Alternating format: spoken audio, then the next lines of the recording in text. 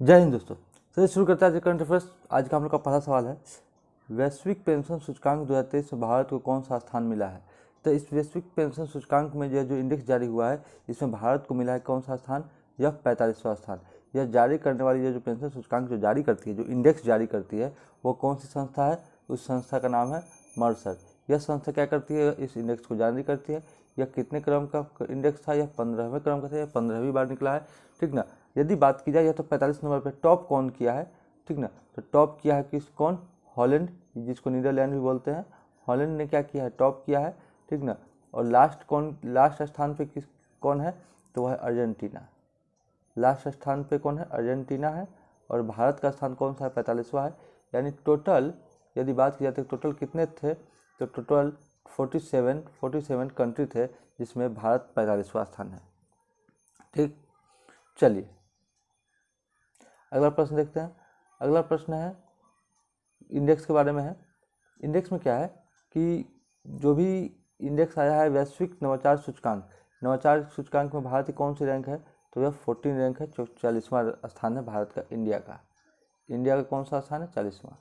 उसके बाद पूछता है सूचकांक कहता है ऊर्जा संक्रमण सूचकांक जो कौन जारी करता है, विश्व आर्थिक मंच WEF, वर्ल्ड इकोनॉमिक फोरम जो जारी करता है। इसमें भारत की कौन सी रैंक है, इसमें 67 रैंक है, किसकी, भारत की। उसके बाद देखते हैं वैश्विक खुशहाली सूचकांक की बात की जाए तो उसमें 126वां स्थान है हैप्पीनेस इंडेक्स में। और वैश्विक शांति सूचकांक की यदि बात की जाए तो इसमें भी हमारा कौन सा स्थान है, 127वां स्थान है, 126वां स्थान। यानी खुशहाली सूचकांक और शांति सूचकांक दोनों में हम लोग का 126वां स्थान है। अगला प्रश्न देखते हैं। अगला भी सूचकांक है ग्लोबल फायर पावर सूचकांक। इसमें हम लोग का कौन सा स्थान है, 4th स्थान है, जिसमें अमेरिका, रसिया और चाइना के बाद कौन आता है, इंडिया, 4th रैंक है। उसके बाद देखते हैं वर्ल्ड प्रेस फ्रीडम सूचकांक में हम लोग हमारा कितना स्थान है, 161वां स्थान है। ग्लोबल 100 इंडेक्स में 111 या 111 111वां स्थान है। और ग्लोबल जेंडर गैप इंडेक्स में 127वां स्थान हम लोग का है। यानी सही सभी रैंक किसका है, भारत का है। और रैंक किसका है, भारत का है। और यह 2023 का जितने भी सूचकांक है, 2023 के सूचकांक है। चलिए अगला प्रश्न देखते हैं। हाल ही में लेजर आधारित आयरन बीम मिसाइल रक्षा प्रणाली का परीक्षण किसने किया है। यह नॉर्मल सी बात है, यह कौन करेगा अभी वर्तमान में, तो यह इजराइल कर रहा है। किस लिए, तो जो असीमित हवाई हमले होते हैं, अनलिमिटेड जो हवाई हमले होते हैं, ठीक ना, इस हवाई हमले को नष्ट करने के लिए यह किया गया है। और इस बात का ध्यान रखेंगे कि यह किसने किया है, इजराइल ने किया है। और इजराइल ने क्या किया है, हमास के खिलाफ एक क्या जारी किया है, तो एक ऑपरेशन जारी किया है, उसको बोलते हैं आयरन स्वॉर्ड्स, ठीक। और हमास ने इजराइल के खिलाफ जो कि जारी किया है उसको बोलते हैं अल अक्सा, ठीक है। चलिए अब भारत ने इजराइल से अपने भारतीयों को लाने के लिए कौन सा ऑपरेशन चलाया था, ऑपरेशन अजय, इस बात का ध्यान रखेंगे। चलिए अगला प्रश्न देखते हैं। हाल ही में नासा ने किस क्षुद्र ग्रह के अध्ययन के लिए अंतरिक्ष यान लॉन्च किया है, तो नासा ने एक लॉन्च किया है क्षुद्र ग्रह। वह लॉन्च जो है सो किस चीज़ का भेजा है, तो वह साइकी क्षुद्र ग्रह के अध्ययन के लिए भेजा है। यह जो नासा है ये यूएसए की स्पेस एजेंसी है, ठीक ना। और यह अध्ययन करने के लिए भेजा है, यह इसका आंसर हो जाएगा साइकी। अगला प्रश्न देखते हैं। अगला प्रश्न है हाल ही में इक्वाडोर के इतिहास में सबसे कम उम्र का राष्ट्रपति कौन बना है। सबसे कम उम्र का राष्ट्रपति पूछ रहा है, यह कौन बना है, तो यह मात्र 35 ईयर्स, यानी मात्र 35 वर्ष के यह व्यक्ति हैं, जिनका नाम है डेनियल नोबोआ। यही बने हैं इक्वाडोर के नए राष्ट्रपति। और यह जो राष्ट्रपति बने हैं तो वह किस मुद्दे पर बने हैं, तो यह मात्र 2 मुद्दे, रोजगार प्लस अपराध, इन्हीं 2 मुद्दे पर इन्होंने क्या किया, जीत हासिल किया है। कहा जाता है 25% अकेले वोट किनको मिला है, इनको मिला है। और ये इनके पिताजी भी क्या 5 ईयर्स तक चुनाव, क्या ये 5 ईयर तक 5 साल तक चुनाव हार गए थे, लेकिन यह पहली बार में ही यह इन्होंने जीत हासिल की, ठीक ना।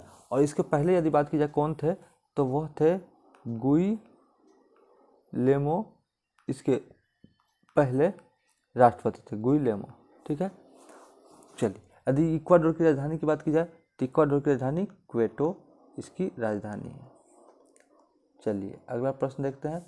अगला हमारा प्रश्न है, हाल ही में नरेंद्र मोदी ने इसरो को कब तक एक स्वदेशी अंतरिक्ष स्टेशन स्थापित करने का लक्ष्य दिया है।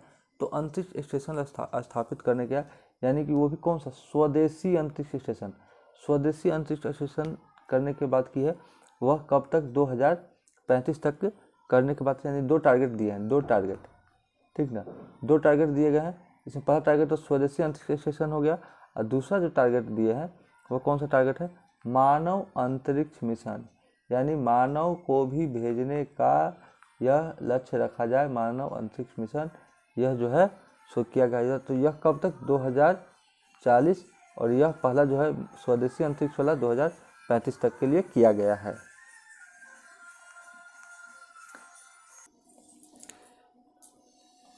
अगला हम लोग का प्रश्न है, एविएशन एनालिटिक्स फर्म सीरियम की वैश्विक ऑन टाइम प्रदर्शन रैंकिंग में कौन सा